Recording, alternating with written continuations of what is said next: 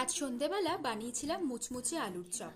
আর সাথে যদি থাকে মুড়ি তাহলে আর কিছুই লাগে না। চলো তাহলে রেসিপিটা শুরু করি।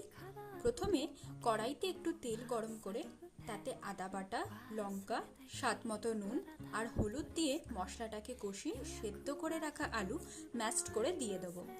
এরপর মশলার সাথে আলুটাকে ভালো করে মিশিয়ে উপর থেকে 1 চামচ ভাজা মশলা আর চিলি ফ্লেক্স দিয়ে আলুটাকে আবারও ভালো করে মিশিয়ে একটা প্লেটে তুলে ঠান্ডা করে নেব।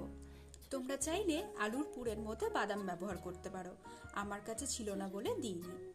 এরপর একটা বাটিতে 3 চামচ বেসন, 2 চামচ চালের গুঁড়ো, স্বাদ মতো নুন, হলুদ আর কালারের জন্য কাশ্মীরি লঙ্কার গুঁড়ো দিয়ে একটা ব্যাটার বানিয়ে রাখবো।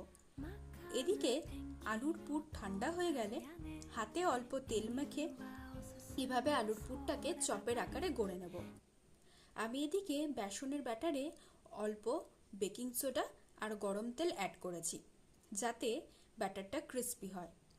এরপর তেল গরম হয়ে গেলে চপগুলোকে এভাবে বেসনের গোলায় ডুবিয়ে ভেজে নিলেই রেডি গরম গরম আলুর চপ। তোমরা কারা কারা এরকম বাড়িতে তৈরি আলুর চপ খেতে পছন্দ করো অবশ্যই কমেন্টে জানিও। আর আমি আলুর চপটা সম্পূর্ণ নিরামিষ বানিয়েছি, তোমরা চাইলে পেঁয়াজ আর রসুন ব্যবহার করতে পারো। ভিডিওটা ভালো লাগলে লাইক, কমেন্ট আর সাবস্ক্রাইব করতে ভুলো না।